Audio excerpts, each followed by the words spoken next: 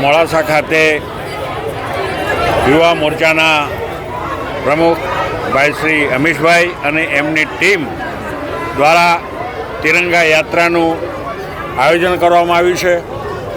ખૂબ જ મોટી સંખ્યામાં તિરંગા યાત્રામાં કાર્યકર્તાઓ, યુવાનો, મહિલાઓ સૌ જોડાયા છે અને સમગ્ર મોડાસા તાલુકો આજે દેશભક્તિના રંગે રંગાયો છે અને આજે એ નિમિત્તે આ મોડાસા તાલુકામાં તિરંગા યાત્રાની ઉજવણી થઈ રહી છે.